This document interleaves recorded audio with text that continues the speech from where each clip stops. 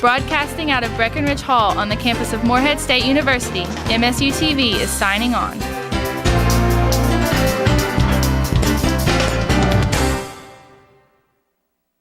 Today on NewsCenter, find out about Bill Clinton's stop in Ashland last Thursday, take a trip to the opera with the Department of Music, Theater, and Dance, and get an inside look on the Rocky Horror Picture Show screening and costume contest. All this and more now on NewsCenter.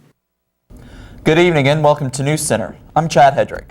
And I'm Leanne Zaproni. This is your news for November 6, 2014. Former President Bill Clinton made his way to the Bluegrass last Thursday. Clinton made a stop in Ashland to speak in favor of Kentucky Senate candidate Allison Lundergan Grimes. Now please, get your hands together and welcome back a man who was here in 1996, knows what Ashland is all about. The jobs president here to back the jobs candidate, President Clinton.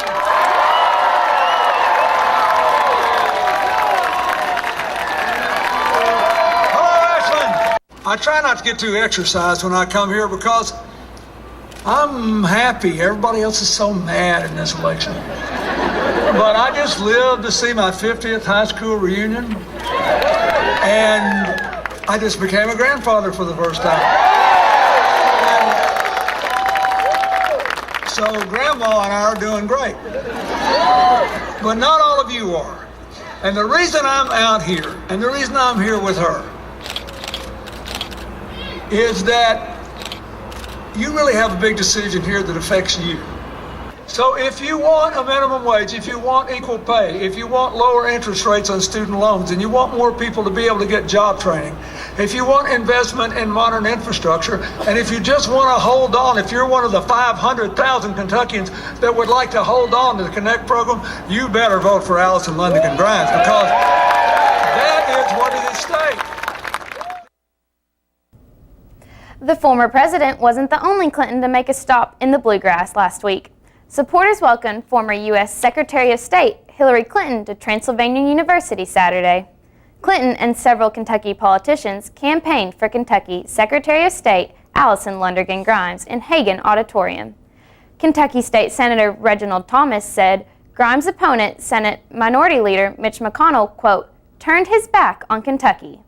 After Roar by singer Katy Perry was blasted throughout the auditorium, Grimes stood on stage and referenced McConnell's involvement with the chairman of Koch Industries, saying, quote, he was with his family, the Koch brothers, out there in California on Father's Day. Grimes said, according to the Federal Election Commissioner, Grimes and McConnell spent a combined $44 million on the U.S. Senate race. Kentucky Senator Mitch McConnell was elected to his sixth term on Tuesday, beating Democratic candidate Allison Lundergan Grimes in one of the most high-profile Senate races in the country. The Associated Press called the election just 30 minutes after the polls closed in Kentucky. McConnell won the race despite having a 52% unfavorable rating in the state. The win means that McConnell is in line to be the Senate Majority Leader, and the final tally showed McConnell winning with a total of 56% of the votes, while Grimes trailed with only 41%. The local election results are in. The results include Morehead State's own Chief of Police, Matt Sparks. Sparks is the new sheriff for Rowan County. Walter Doc Blevins is the new Rowan County Judge Executive. Rowan County Jailer went to Wes Coldion. Kim Davis is replacing Gene Bailey as the Rowan County Clerk. For a full list of election results across the Bluegrass, visit wkyt.com/elections. We'll be right back after the break for a look at weather with Mary Dameron and NewsCenter Notices featuring Benjamin King.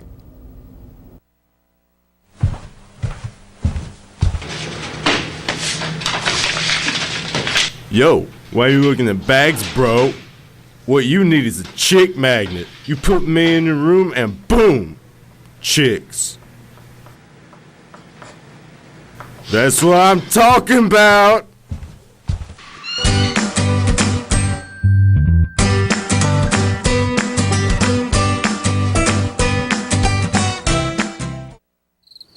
It never gets old, huh?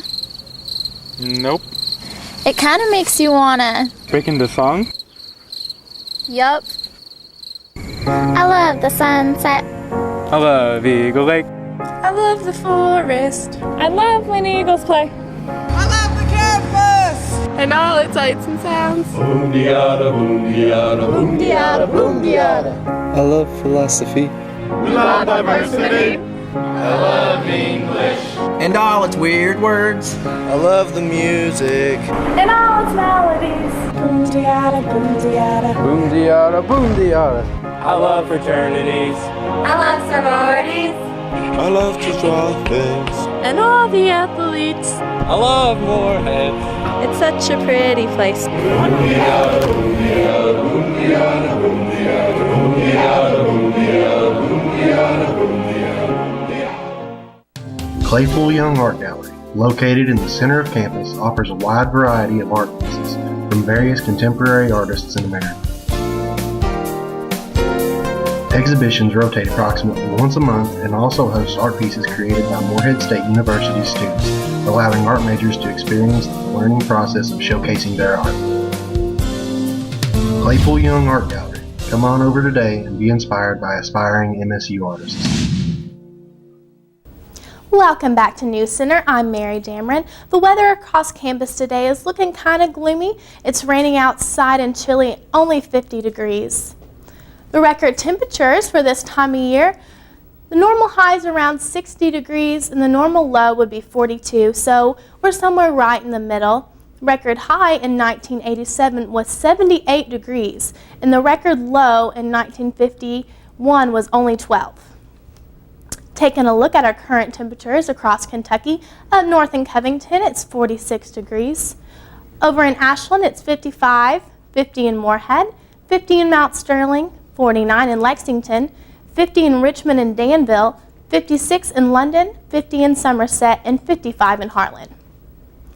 Taking a look at the current radar, we're seeing a lot of rain trying to work its way on through from the northeast, and this is going to be coming through for our late night evening, so we're going to have some rainy conditions for our afternoon. So make sure you bring an umbrella as you're heading out. Taking a look at our 24-hour planner for this evening, the rain's going to continue to linger on through, dropping down to 39 degrees by 11 o'clock tonight, so it's going to be pretty cold for our evening. Waking up tomorrow morning is going to be even colder at 32 degrees, and be on the lookout because we might be seeing some patches of snow working its way on through from the overnight rain. Tomorrow, it's going to be 40 degrees by noon, very, very chilly, and by tomorrow evening, it's going to be dropping down even colder to 38. Now let's take it over to the news desk for NewsCenter.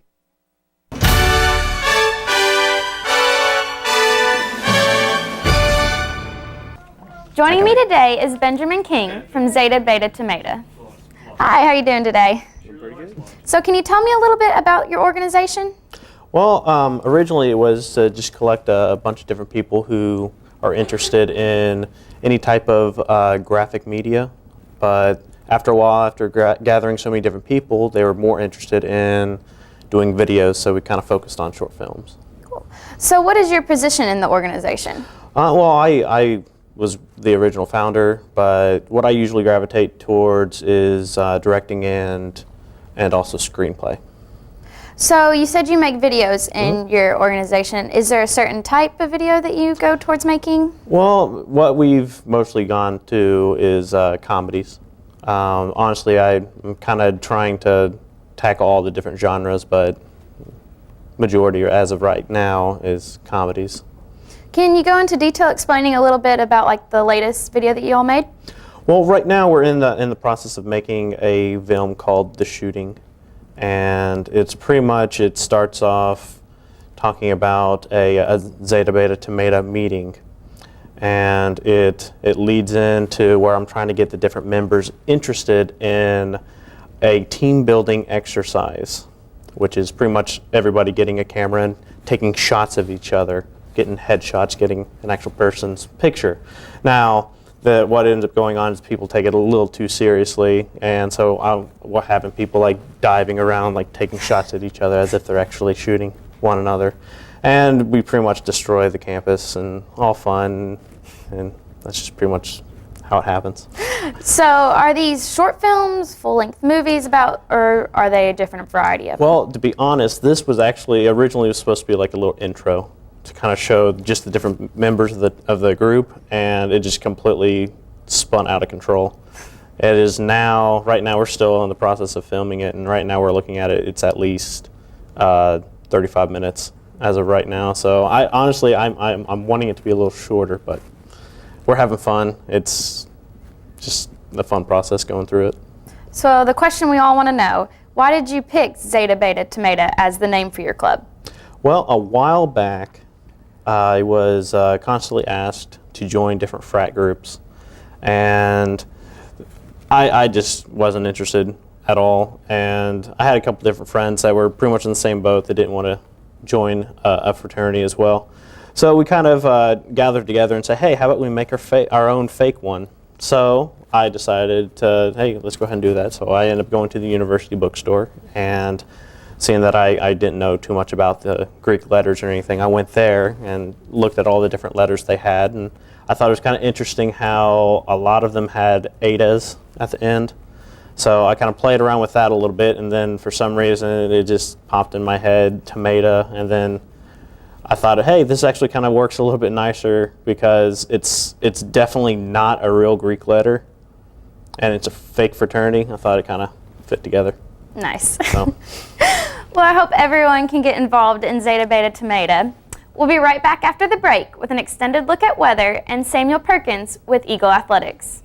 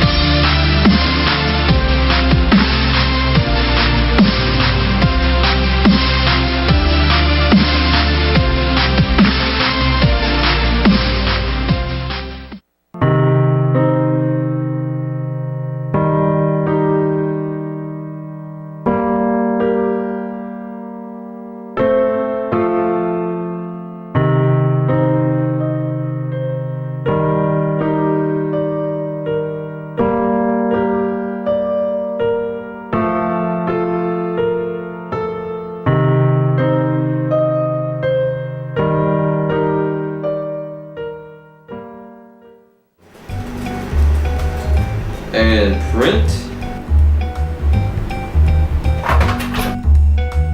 Oh, yeah.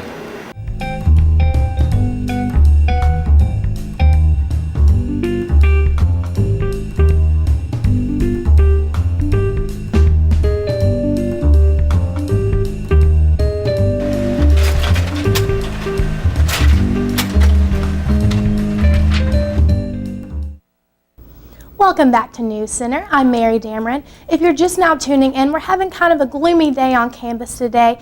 A lot of rain and very chilly conditions, only at 50 degrees. It's cloudy and the winds are at 9 miles per hour moving to the west.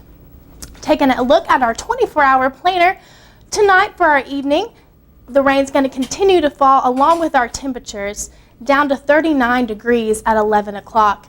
When you're waking up in the morning, it's going to be very chilly at 32 degrees, and there might even be some snow patches coming through with the leftover precipitation from tonight. So you want to be on the lookout for that. Make sure you bring a coat as you're heading off to class in the morning.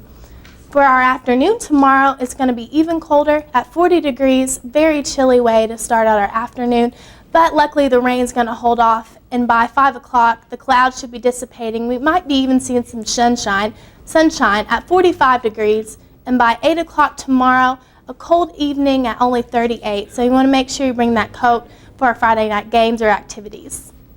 Current temperatures across the Bluegrass, courtesy of WKYT. Up north in Covington, it's at 46 degrees, 45 in Frankfort, 50 in Louisville, 49 in Lexington, 50 in Mount Sterling, and Moorhead, and 55 in Ashland. Down south, it's 50 degrees in Richmond, 50 degrees in Danville, 56 in London, 50 in Somerset, and 55 in Harlan. Taking a look at our current radar, we're seeing a lot of rain coverage coming in from the northeast, and unfortunately that's going to linger on through our evening, but by tomorrow we should be seeing some sunny skies, so looking forward to that. Nice change of pace. Taking a look at our United States map, you see that a lot of places over the entire states are rainy and cloudy, so it's not just doing that in Moorhead. Tonight, we're going to be seeing a few showers, like I said, but hopefully tomorrow that'll lay off of the rain a little bit. It's going to be really, really cold, though, at 39 degrees, so bring your jacket out with you tonight. Tomorrow, we're going to be seeing a few clouds in the morning, but hopefully we'll be seeing some sun trying to work its way on through by the afternoon. A high of 47 degrees and low of 37 for tomorrow evening. Now let's take a look at our 7-day forecast. For our Friday evening, it's going to be 47 degrees, and the sunshine is going to be out there, so that's a nice change of pace from what we've been seeing over the last couple days. For our weekend, it's going to be 54 degrees, but mostly sunny, so that's nice. We won't be seeing any rain for a couple days. Unfortunately, though, the rain's going to be starting to work its way back in on Tuesday, and very cold at 56, so make sure you bring your umbrella for that Tuesday. And for the rest of the week, very, very chilly, so pack your coats. I think winter's on its way. Now let's take a look at Eagle Athletics. Your home for the Moorhead State Eagles, this is NewsCenter Sports. Your Moorhead State volleyball team fell to the 17th ranked Kentucky Wildcats Monday night. The Eagles fall to 2-25 on the season thus far. The Eagles were held to only 23 digs and 1 team block in the match. Senior middle blocker Laura McDermott, senior setter Colby Cameron, and junior middle blocker Hannah Sagala led the Eagles with 6 kills apiece. The Eagles head to SIU Edwardsville on Friday and Eastern Illinois on Saturday. Matches are set for 6 p.m. and 8 p.m. The Moorhead State Eagles played their first basketball game of the year in an exhibition against St. Catherine on Wednesday. NewsCenter reporter Andrew McCann caught up with some Eagle fans to find out what they thought about the game and team. I think they did very well, and the 3 points were good and all that good stuff. My favorite part definitely was just watching the game and just kind of having fun, sitting back relaxing from school and everything. I do think they have a good chance at making the tournament. If they play as good as I hope they do in the future, then they should be just fine. I thought it was pretty pleasant. I thought that the cheerleaders did a great job keeping the crowd entertained, and I thought that the mascot was great, and I thought that the fans were into it pretty good. They seemed to work well together as a team, and their three-point shooting was great. That's one thing I enjoyed, and they seem to have really good defense, and I have hopes for this season. Well, I mean, that it's different transitioning from high school to college. I mean, it's more energetic. It's more like the cheerleaders try to get you hyped up, and they do a really good job at it. Really, I mean, just like I said, it's different from high school. Seeing a college team play, it's more faster pace, and you start to realize a lot more things, how the players play and everything. I plan on at least trying to come to all of them if I can. Well, it's still early in their career, season, whatever you want to say it, but they could have a shot if they put the effort into it. I mean, I'm not going to say anything right now, but they just have to try and they'll do it. Oh, I thought it was amazing. I thought the cheerleaders did good, pumping up the fans. I thought the basketball players had a lot of hype. I thought they did really amazing, trying to get the fans fired up. Yeah, if they fix their turnovers, they can absolutely get to the tournament, yeah. The Moorhead State Eagles won the exhibition 80-61. Junior Brent Arrington led the team in scoring with 24 points. The Eagles open up regular season play on November 14th against UNLV. 706 yards were not enough for the Eagles to come away with the victory in the Butler Bowl last Saturday. The Moorhead State football team lost 62-52 against the Butler Bulldogs, falling to 3-6 on the season. The Eagles led the game early with a 20-7 lead, but was then outscored 55-32. Different quarterbacks got to play in the game, throwing for a combined 591 passing yards, which is a single game score record. Sophomore Austin Gehafer had 333 yards and 3 touchdowns before leaving the game with an injury. Freshman Jack Sherry then came in and threw a career-best 258 yards while adding in 3 touchdowns himself. Moorhead State travels to San Diego, California Saturday. Game time is set for 4 p.m. And now for NewsCenter's famous sports trivia. What two soccer players earned all Ohio Valley Conference honors? Was it A, Jade Flory and Kelsey Gomez, B, Hannah Seaman and Holly Tilley, C, Macy Cobb and Angela Black, or D, Christy Gomez and Hannah Collins? I think I'm going to have to go with C, Samuel. I am going with A. Final answer. Jade and Kelsey, A. All right, you guys would be correct. It is A indeed. And interesting enough, Flory actually has ranked 3rd in OVC in points and goals per match, and she is 3rd in all-time MSU history with points with 65. And Gomez helped lead the Morehead State defense, which ranks 4th in the conference. So that's pretty awesome. We will be right back after the break.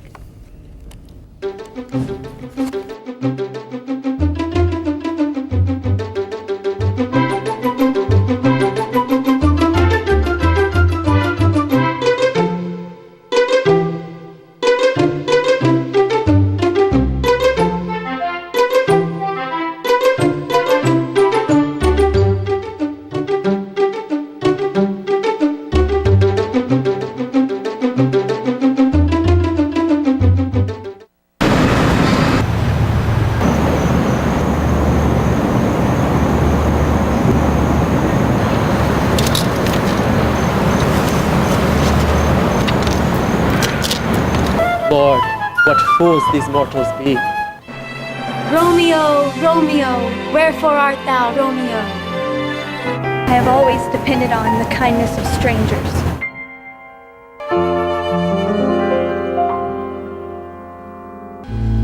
My name is Scotty Purnell. I've been here 9 years. We take the trash out of the buildings and put it in the garbage truck. In there, the chute is way up high on the wall where the trash comes out into the buggy. And you have to take a big iron hook, reach up and hook the trash, and it's falling down towards you. It's not a boring job. It's, you can get out and talk. We're always finding something very interesting. You never know what you're going to find in the trash. I like my job very much.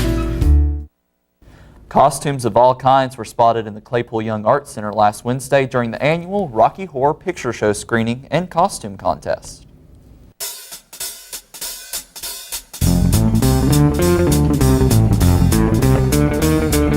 People that even enjoy Rocky Horror, it's definitely something that they come to every year and they look forward to, or even our freshmen that come in, they always come. We always have about 50-50 people who are excited for it every year, and 50% of people who just don't know about it but think it's a scary movie, and then they come in and they seem pretty excited and pleased about it. I think it brings a lot of opportunity for people to have some entertainment around campus because there's not a lot to do in Morehead as a general community.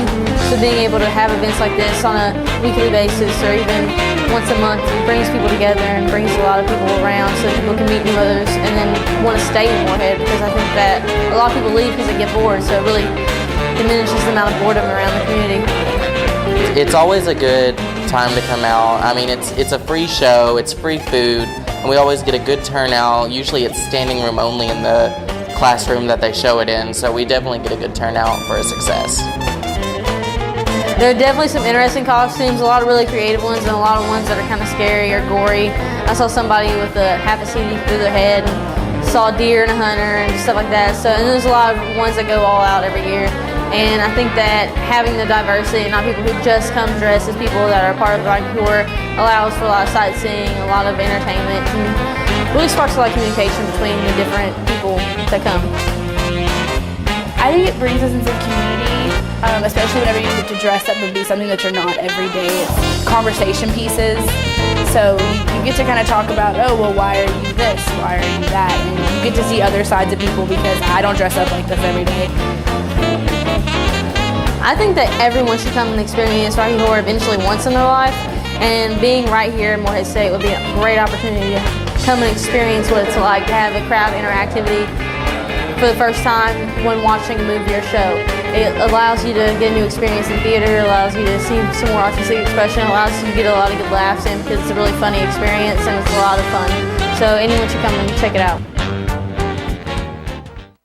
And John Haddix won the $100 prize for Best Costume. Trailblazer reporter Lucas McFadden stopped in for Tubas at the Arcade, a concert dedicated to famous video game music.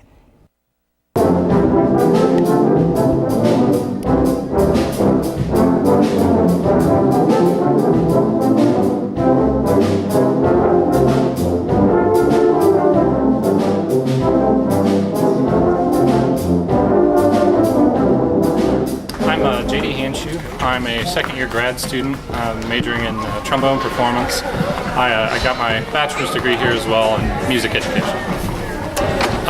This tonight was the Tubas at the Arcade concert. It's a series of, well, it's a concert based entirely on video game music from the early days of Pong and Pac-Man all the way up to Baba Yetu from Civilization 4, which is in 2007, I believe, and a couple other newer pieces as well. I've always loved video games. I'm 25 years old. I started playing video games when I was 4 or 5, so it's been a major part of my life for a very long time. And as a musician in video games, you kind of get drawn into that. You know, it almost becomes a part of the game itself.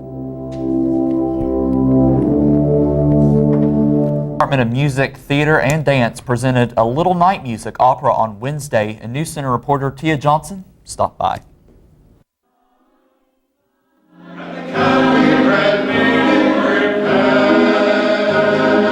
A Little Night Music was the production we did. It was written in 1973 by Stephen Sondheim. A lot of people know the name Stephen Sondheim. And it's based on a Swedish play, one of the Ingmar Bergman plays, Smiles of a Summer Night.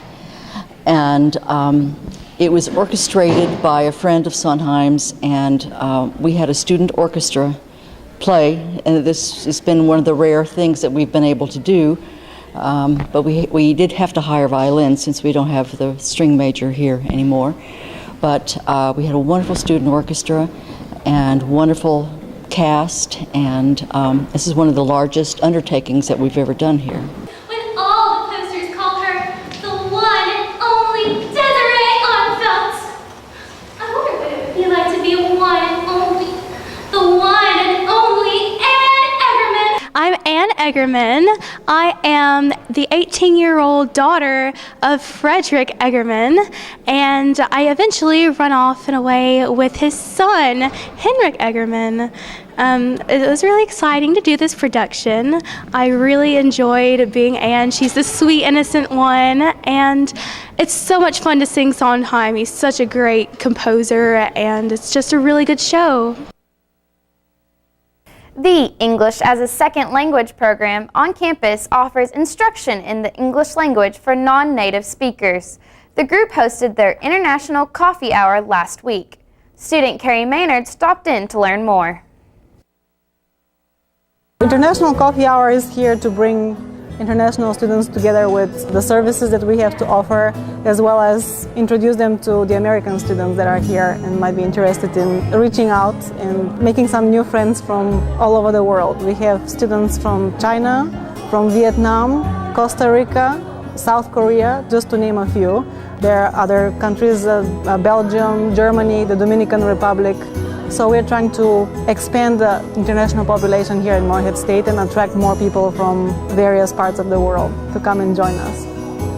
The International Coffee Hour is an initiative which brings international students together, and now it's expanding to international faculty, or faculty that were foreign-born and come here and teach American and international students. So oftentimes we have guests from the Spanish department or from the Chinese department. This is the second year that I have spearheaded this effort. And last year I had to bring the coffee from upstairs downstairs, so I felt that without me there is no International Coffee Hour. But now it seems like the event is more well known, and now we have catering and we have more support, and there are more people that join us. So in the second year it seems like it's going stronger and it's growing. I would like to see more diversity being showcased at Morehead State, because we have so many people from different parts of the world, and just strengthen those bridges between American students and international students. So I hope this is happening as we speak, and we are going to work in this direction.